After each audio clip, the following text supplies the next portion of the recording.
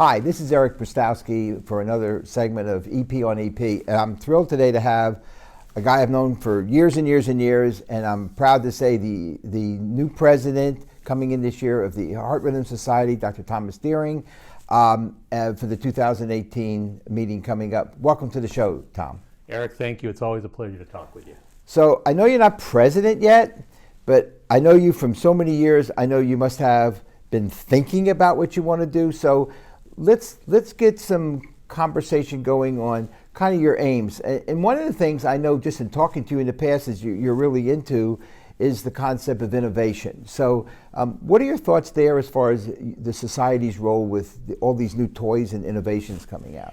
You know, if you really look at our field, Eric, and you've been involved in it for a long time, obviously, our whole success in delivering better patient care has been based on innovation. And I think there are certain concerns that manifest right now. Funding for innovation, for scientists and for clinicians to develop new technologies, and when they get released, the ability to have them appropriately funded by third-party payers so patients can get them. That's going to take a long time. There's no obvious, easy answer, but I think what we are doing structurally within Heart Rhythm is we are looking to put together the research group in a different way so that we can mentor and encourage people to pursue scientific careers, whether they be clinical, translational, or basic. I think that's important. We need people in those careers. We're also building relationships with industry to get funding for some of those issues. And we're working on the Hill to try to make sure that once those things get accepted, approved by the FDA, sponsored by CMS for payment, that the payment is consistent with institutions being able to break even or ideally be profitable. Because if it doesn't, we can't continue to innovate. And the progress we've had in 40 years won't continue at that same level. And we want that trajectory to continue. Well, that sounds great. You know, just like I've been for the latter part of my career in a private practice scenario, I know you've been and you had your years at the university, but speak a little bit to our members in private practice about the innovation, because one of the things they always want to know, they may not be the person at the university doing the study, but in the end run, the vast majority of the innovation will be applied in the practice world. So how do you encourage them to get involved? Should they join the trials? I mean, what do you see as the HRS helping the vast majority of their membership sort of get involved in this area? I think people, first of all, need to keep an eye on what's happening so that they can make sure they do that. I think they need to develop a relationship, and I know you've done this in your place in Indiana, Eric, with their institution so that they can get new technology at their institution when it becomes available. For some institutions like ours and yours and others, that means actually being involved in doing the clinical trials. We are very involved in a number of trials, as are you, but you've got to be doing it well, high volume, excellent quality, and delivering exactly what is needed. For most institutions, I don't know that that's a possibility, but I do think that you need to engage your administration and be ready to jump at the right particular point in time. So this gets me to an issue that I think is very important for the Heart Rhythm Society, and I suspect you're going to jump in and say, yeah, I agree, Eric, and that is membership, because there has to be some value added for a young person going out, not a big salary yet, who's going to be paying whatever it is. I forget your latest thing, I've lost track, but it's certainly a big chunk of money to be a member.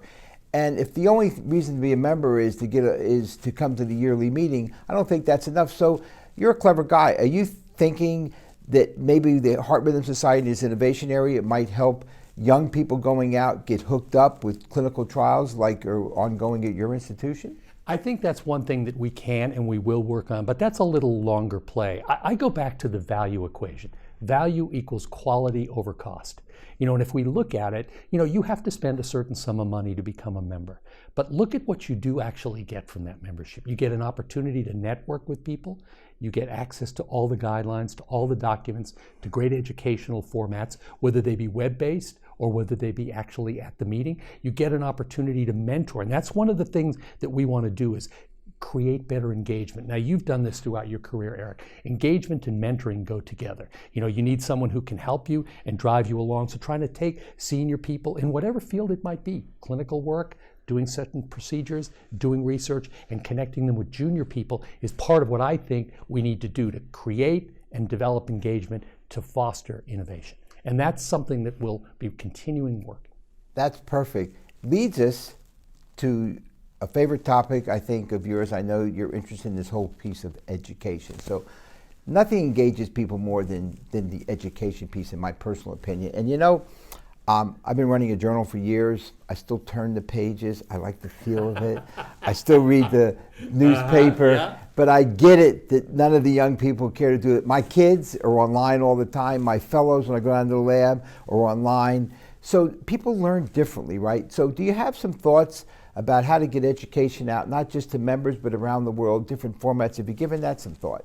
If you look at our mission, to really work aggressively to end arrhythmic issues around the world, we can't do it. We can't educate without taking a different perspective. We have the greatest meeting, as you know, in education for our field in May. That's a 1 week time frame. 1 week over an entire year is 2% of that year. We've got to become 24/7, 365. My daughter never reads the newspaper by picking it up. She reads it online. Exactly. I mean, and I do both, but even my little grandkids, when I go to see them, I mean, if I have anything wrong with my phone, I give it to my 7-year-old. Says, "I'll take care of it, Poppy." So how'd you do that? So I get it. So how are we going to approach those folks? We have to approach them. So what I think we're doing, we have committed as a society to actually redoing our platform so that we will maintain that meeting, but we will take the best parts of it and make them live for everybody. This type of thing that you're doing, engaging people and having it available to members, is important. Taking the guidelines and being able, with this new platform, and this is a multi-year project, but as we build this platform out, being able to have learning opportunities for people in wherever they live in multiple languages that will help them to make the guidelines not this 732 document that is hard to read, but actually something that you can use electronically to facilitate better care, like getting people on anticoagulation. What do we do around the world? 60 to 70% is best. We need to be at 100% for that. Making the right decisions for doing procedures. So taking all of the educational content that we have, engaging members to make it more real and interactive, case-based studies, examples, etc. So using electronics and moving it forward. That will not happen overnight, but we are starting the process now so that we can actually remain, as we are today, I think, the leading educational contributor to our field of arrhythmia. So I think that's wonderful to hear. So basically stay on the electronic forefront. We're going to have to make that transition. Absolutely. So there's always been this allied professional issue. Mm-hmm. And my understanding is, and I don't mean as an issue that's a problem, I mean there have been a major part, ever since I joined in the old days NASP, I mean they were their own organization back then working with us. But so many people using extenders, and the allied professionals have become such a mainstream part of what we're doing. Are there some plans to get them their role in the Heart Rhythm Society sort of updated, changed? What's going on there? Two comments. I think, first of all, just if we take a step back, my feeling is allied professionals are probably as, if not even more important, often than physicians. They are the foundation upon which we often deliver care. I don't know about your society, your institution. We have more APPs, or allied professionals, than we do actually physicians working for us. Our job would not be possible without them.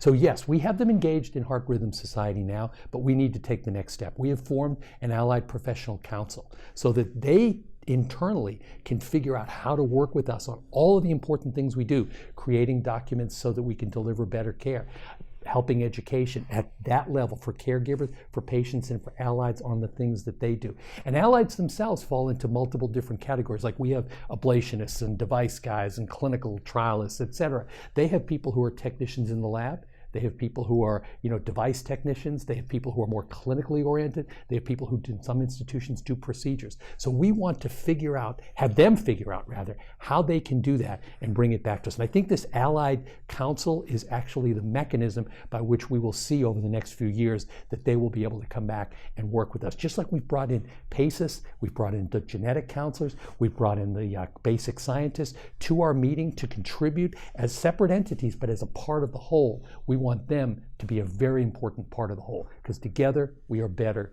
if we do it that way. I think it's a wonderful idea. And they are probably better equipped, from a personal standpoint, to provide the education for what their members need than maybe we are, who we may think. I've often found out as an educator that I've often made the wrong mistake by thinking I knew what someone needed, right? I'm sure you've done, you give a lecture and you're sure you know what they need, then you find out, oops moment, like, I guess that's not what they wanted.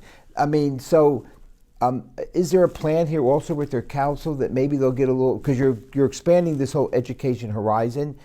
My guess is you've got some plans maybe to involve them in their part of this education package? What we want to do is, rather than having the APPs isolated, we are interdigitating through all of the committees in Heart Rhythm. So they actually sit on the board, and each one of our committees, whether it be health policy, whether it be education, whether it be something else, where they have a role, we need and we want them involved. Sometimes we're even having them serve as chairs, which I think is absolutely fantastic, because they know more many times than we do. So there is plan to interdigitate and to accelerate. So you've told us all the things that you're hoping will get done, and I think it's a wonderful smorgasbord, quite frankly, and needed. And I know you're the kind of guy who can get it done. You've boundless energy. So I'm going to ask you the harder question now, which is really not known, but you must have thought about this too. What do you think is the biggest headwind that you got? I mean, all these things you want to do, but what do you see as the best, what's coming at you that you think, I'm going to probably have to deal with this? You know, sometimes you're surprised by something that comes up, a big recall or other types of things, but those are out of the blue. I think that if we really look forward, to me, the biggest issue that we need to address is the volume to value curve. You know, we are shifting from being a society where we use fee for service to a society where we actually are paid based on performance and based on quality of care. And if we look at what's been done to date, I think some of it has been okay, probably at best, a little cynical that way. I think most has been done poorly. We are the content experts in arrhythmia management. If we're going to drive what we've done in the first 4 decades to great care in the next 4 decades, we have got to drive this ship. We have got to direct this train. We have got to make sure we go in the right direction. So I think we need to be, very importantly, at the forefront with governmental agencies, with other third-party payers, defining what is quality. And I think the hard part is holding our members to high quality. We can't be doing things that don't demonstrate good outcomes. And we need to make sure that we show, when we do an ablation in patients, we not only improve the quality of care across the board, we do it in a cost-effective manner. Because if we can't demonstrate value over time, we will not be able to sustain our clinical growth and the amazing progress that we have made for our patients. So I think we need to start working to culture of quality. To me, that's the next step we need to take. We have multiple pillars, but I think that's the door that's opening as we move forward, a culture of quality based on value. So the last thing you raised, to me, resonates extremely importantly as a member. Regardless of who I am and what I've done and what I've set up locally, let's look at me as just the member. Because I have a 15-member team of EP that I run at my institution. And sad to say, they're not all members of HRS, even though they have, I mean. We got to talk after. Yeah, trust me. I've had long talks with them. They've asked me if I care to offer the money they'll pay for the dues, they'll join, you know, that kind of thing. Remember, it's not just me at that institution. Rich Fogel, another past president, one of my, close friends and partners. So you got 2 past presidents, and not everyone belongs. And the question they always say to me is, I can go to the meeting. That's why I asked you that. I can go to the meeting, Eric, that's fine. What else does the society do for me? I will tell you, if you this year start moving in the direction of the value added, like you said, you get at that table, be my and our representative to say, it stops here, guys. We know value added for our field. We're not going to listen to all these people telling us what we need to do. These are the metrics that we know we have to do. We're the ones who make that decision. You clean that mess up, and you provide more education that is, the younger generation type of way, they're going to join. Okay, so I'm going to watch you do this, and then once you do it, I'm going to go back to them and say, "Pony up, boys! He got it done." It's a metric. Hold us accountable, and then pony up. It's a deal. Good day. All right. Thanks for talking. Have a great year. We look forward to it.